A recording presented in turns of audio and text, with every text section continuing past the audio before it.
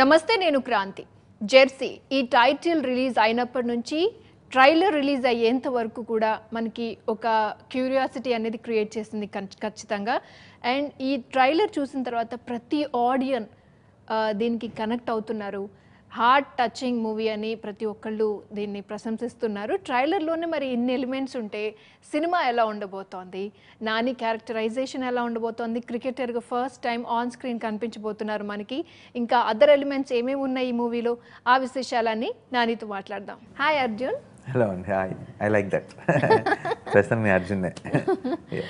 అసలు నాకు ఒక డౌట్ ఏంటంటే, అర్జున్ మీ బాబు పేరు కదా, ఆ సెంటిమెంట్ ఏమన్నా పెట్టారా లేకపోతే గౌతమ్ అనుకున్న పేరేనా? గౌతమ్ అనుకున్న పేరు, తన స్క్రిప్ట్ లో రాసుకున్న పేరు, కోఇన్సిడెన్స్. అండ్ అర్జున్ కొడుకు నాని సినిమాలో, అవును, బయట నాని కూడా కలిసింది. కోఇన్సిడెన్స్, అసలు ప్లాన్ చేసుకున్నది కాదు. దీంట్లో బాబుని పెట్టడానికి రీజన్స్ ఏంటి? పెట్టడానికి లేదండి, అదే స్క్రిప్ట్, అదే కథ, అదే సెటప్. అండ్ ట్రైలర్ ఆబ్వియస్లీ చాలా మంది అంటే బర్త్డే రోజు వచ్చినాయి మెసేజ్లు మన ట్రైలర్ రిలీజ్ చేసినప్పుడు. ఎందుకంటే అందరూ ఇన్ జనరల్గా మనం ఒక 2 hours సినిమా చూసి ఆ క్యారెక్టర్స్తో కరెక్ట్ అయ్యి ఎమోషనల్ అవుతాం. ట్రైలర్లోనే ఎమోషనల్ అవటం అని 2 minutesలోనే ఏడిపించేస్తే ఎలా మమ్మల్ని అని చాలామంది అన్నారు. So I felt very good because అంటే jersey is full of heart అండి. అంటే ఏమీ ఒక ఫేక్ నోట్ ఉండదు, అంత జెన్యూనిటీ. ఇట్స్ ఒక అసలు అబద్ధం అన్నది ఉండదు.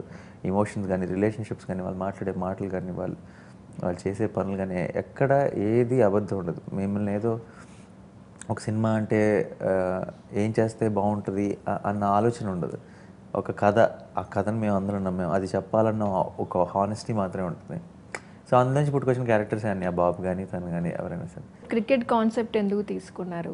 క్రికెట్తో పాటే కథ పుట్టింది, అలాగే రాసుకున్నాడు కథని. సో ఇట్స్ నాట్ సంథింగ్ మనం కథ రెడీ చేసిన తర్వాత క్రికెట్ని తీసుకుందాం కాదండి. It's the story has cricket in it. So cricket చుట్టూ తిరిగే స్టోరీ. ఈ కొన్నిసార్లు సినిమాలో ఎప్పుడైతే ఫ్యామిలీ ఎమోషన్స్ టేక్ ఓవర్ చేసుకుంటాయో ఆ టైంలో అది ఫోర్గ్రౌండ్కి వెళ్తే క్రికెట్ బ్యాక్గ్రౌండ్కి వెళ్తుంది. అండ్ కొన్ని సీన్లో క్రికెట్ ఫోర్గ్రౌండ్కి వెళ్తే ఫ్యామిలీ బ్యాక్గ్రౌండ్కి వెళ్తుంది. సో ఇట్స్ అదొక పర్ఫెక్ట్ మిక్స్ అండి. అంతే, దాంట్లోంచి క్రికెట్ని తీసుకున్నాం, లేదంటే ఒక ఫ్యామిలీ ఎమోషన్ తీసుకున్నాం, అలా కాదు. ఒక కథ రాసుకున్నాడు గౌతమ్, అందమైన కథ. ఆ కథలో ఇవన్నీ ఉన్నాయి, మేము అందరం కలిసి